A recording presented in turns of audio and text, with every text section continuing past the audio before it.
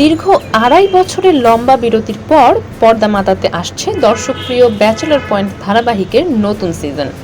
এরই মধ্যে নাটকটির ৫ম সিজনের প্রথম পোস্টার প্রকাশ পেয়েছে, যেখানে দেখা মিলেছে আগের সিজনের অভিনয় শিল্পী শিমুল শর্মা, জিয়াউল হক পলাশ, মার্জুক রাসেল, চাষী আলমের। তবে নাটকে একটি ভূত চরিত্র রাখা হয়েছে, যদিও সেই চরিত্রের বিষয়ে এখনও কিছু পরিষ্কার করেনি নির্মাতা কাজল আরিফিন অমি। এদিকে ব্যাচেলর পয়েন্টের নতুন সিজনের ঘোষণার পর থেকেই সামাজিক যোগাযোগ মাধ্যমে নাটকটির কয়েকটি প্রমোশনাল ভিডিও প্রকাশ করা হয়েছে, যেখানে নতুন সিজনে আলোচিত চরিত্র হাবু, জাকির, পাশা, শিমুলদের কার কেমন ভূমিকা থাকবে সেটার বার্তা দেওয়া হচ্ছে।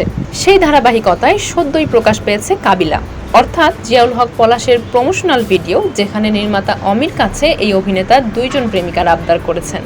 প্রকাশিত ভিডিওটিতে দেখা যায় ব্যাচেলর পয়েন্ট নির্মাতা কাজল আরিফিন অমিকে পলাশ বলছেন, দেশ বিদেশে গেলে দর্শকরা আমার কাছে রোকেয়ার কথা জানতে চায়, রোকেয়াকে দেখতে চায়, এমনকি বিদেশি মেয়েরাও তাদের নাম রোকেয়া রেখেছেন।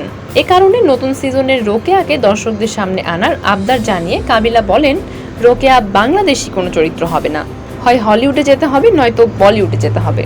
পলাশের এমন আবদারের উত্তরে অমি বলেন, হলিউডের কাউকে এই চরিত্র দিলে সে কিভাবে নোয়াখালীর ভাষায় কথা বলবে।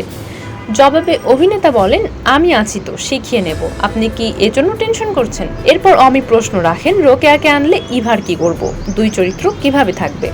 উত্তরে কাবিলা বলেন, কাবিলার যদি 2টা গার্লফ্রেন্ড না থাকে তাহলে ওজন হবে কিভাবে? আমার রোকেয়া, ইভা 2 জনকে লাগবে। আপনি ডিরেক্টর, আপনি চাইলেই সম্ভব।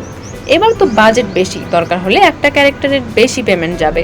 প্লিজ আপনার কাছে রিকোয়েস্ট, আমার 2 জনকেই লাগবে। এদিকে কয়েকদিন আগে নির্মাতা কাজল আরিফিন অমি জানিয়েছেন, নতুন সিজনে তিনি রোকেয়াকে দর্শকদের সামনে হাজির করবেন। তবে কে সেই রোকেয়া তা পরিষ্কার করেননি নির্মাতা।